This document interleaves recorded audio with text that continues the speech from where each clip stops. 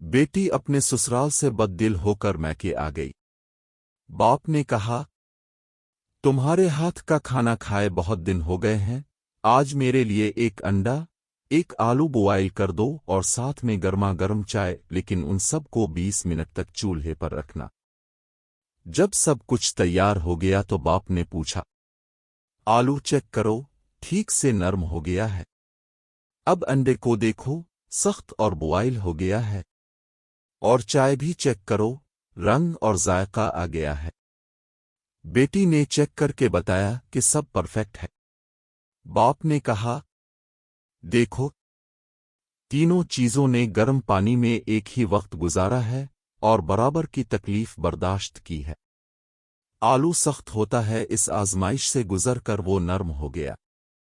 अंडा नरम होता है, लेकिन अब सख्त हो गया है और उसके अंदर का लिक्विड भी सख्त हो चुका है। चाय ने पानी को खुश रंग, खुश जायका और खुशबूदार बना दिया है। तुम क्या बनना चाहोगी? आलू, अंडा या चाय? ये तुम्हें सोचना है। या तो खुद तब्दील हो जाओ या फिर किसी को तब्दील कर दो। यही जिंदगी गुजारने का सबक है।